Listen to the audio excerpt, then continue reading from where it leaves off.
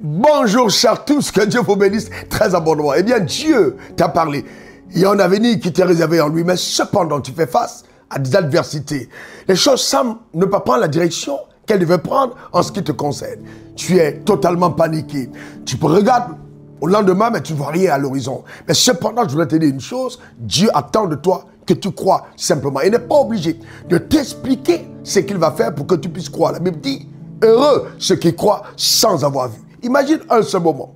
Moïse, qui a reçu l'instruction de Dieu, il fait face à la mer Rouge. Il n'a ni pirogue, ni bateau, ni pont, mais cependant Dieu lui dit, avance. Bien des fois dans la vie, Dieu te demandera d'avancer face aux situations qui te sembleront impossibles. Ton intelligence est trop petite pour pouvoir assimiler, pour pouvoir comprendre, pour pouvoir imaginer même ce que Dieu est sur le point de faire en ce qui te concerne. Dieu permettra que tu fasses face à des difficultés tellement immenses que toi-même tu te dises, wow, cette fois-ci je crois que c'est terminé. Mais non, non, non et encore non. Tout ce qu'il attend de toi, c'est que tu continues d'avancer. En Dieu, l'avenir est toujours une belle promesse. Il va agir de façon étonnante. Et tes adversaires, ceux qui te disaient, c'est terminé, on verra encore comment est-ce qu'il osera parler.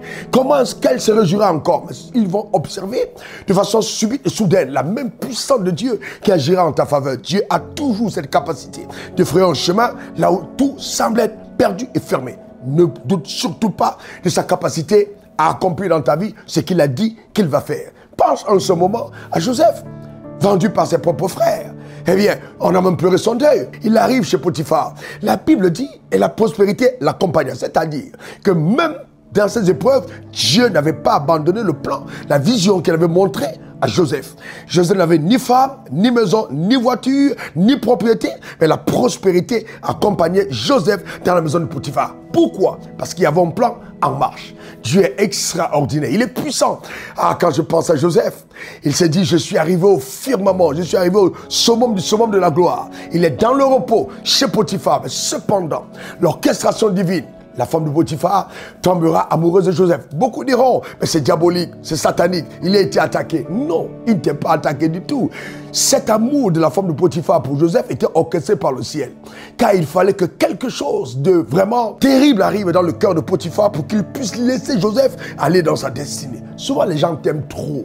Ils sont tellement à l'aise avec toi que ce sont eux qui deviennent des obstacles à l'accomplissement du plan de Dieu rattaché à ta vie. Il faut que quelque chose arrive pour qu'il te lâche, pour qu'il te pousse là où Dieu veut que tu puisses aller. Pour Potiphar, il envoyait Joseph en prison. Mais pour Dieu, il était en train de pousser Joseph justement au trône de la nation. Et ce jour à 20h, quand ils étaient assis et que par l'orchestration divine, Joseph se retrouve sur le trône. Eh bien, lui-même ne pouvait pas imaginer quand il quittait la maison de Potiphar en larmes. C'est-à-dire, mais qu'est-ce qui m'arrive encore comme malheur? Pourquoi toujours moi? J'ai besoin de combat. J'ai besoin vraiment de dresser un autel. J'ai besoin de délivrance. Ce n'était pas une question d'autel, de délivrance. C'était une question d'orchestration du plan de Dieu dans la vie de Joseph. Tu peux peut-être faire face à ce genre de défi et de challenge. Mais laisse-moi te dire que le ciel ne t'a pas oublié. Reste calme, continue d'obéir, continue d'avancer. Je te garantis que tu verras la main de Dieu intervenir de façon éloquente. Que Dieu bénisse ton âme, que Dieu bénisse ta vie, que Dieu surprenne le diable et le punisse davantage.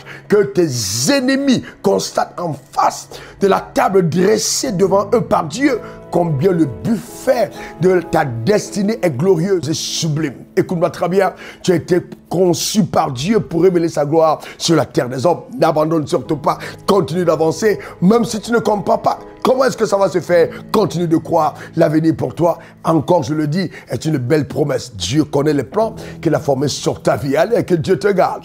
Pour te servir, écoute-moi très bien, c'est RW, diplômé de l'Académie du désert. En ce qui concerne ce domaine, je sais de quoi je parle.